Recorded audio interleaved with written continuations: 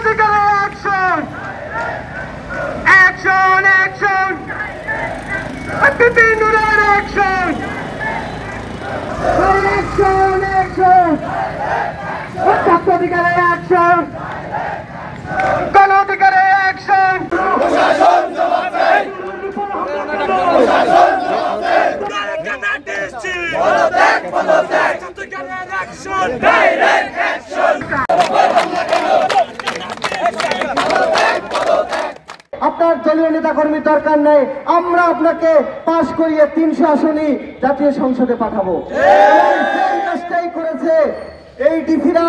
দেখবেন যে 2014 সাল, 18 সাল এবং 24 সালেও যে নির্বাচন হয়েছে, এই ডিসিদের ভূমিকা ছিল সব থেকে বেশি।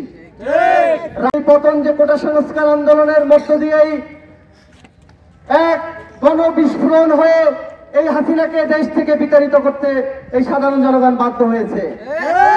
পরিষদের জননেতা, গণ অধিকার পরিষদের সংগ্রামী সভাপতি জনাব ভিপি নুরুল হক নূর ভাই তার নির্বাচনী আসনে এসে পথসভা ও জনসংযোগ করার মুহূর্তে একটি দলের একটি অংশের কিছু লোক তাকে অবরুদ্ধ করে রেখেছে।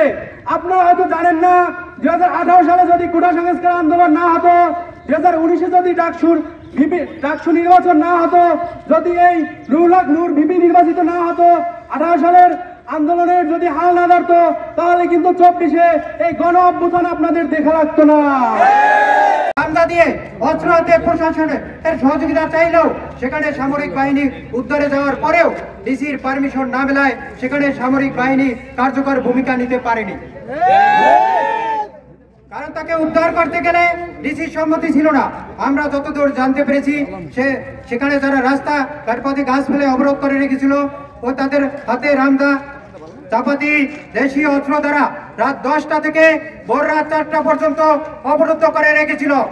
আদালত দপ্তরে এখনো বসে আছে।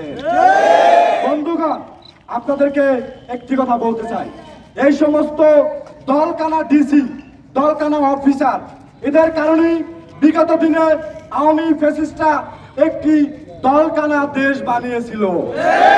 আমরা কি সেই দলকানা দেশ দেখতে চাই? চাই না। দুঃখের সঙ্গে বলতে হয়, আপনারা কাকে অবরুদ্ধ করছেন? আপনারা কার বিরুদ্ধে অবরুদ্ধ করছেন? আপনারা কি চেনেন, বুঝেন? আপনাদেরকে বারবার হুঁশিয়ারি করতেছি, আপনারা ভুলে যাবেন না এই বিপিনুর কে। এই বিপিনুর কোন বাপের দলের প্রধান না, এই রাজপথ থেকে গড়ে ওঠা সংগঠন। বিপিনুরকে ভয় দেখিয়ে, এই বিপিনুরের কর্মীদের ভয় দেখিয়ে লাভ নাই। পদত্যাগ,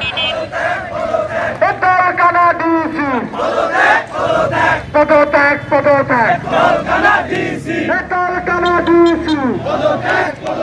পদত্যাগ, পদত্যাগ।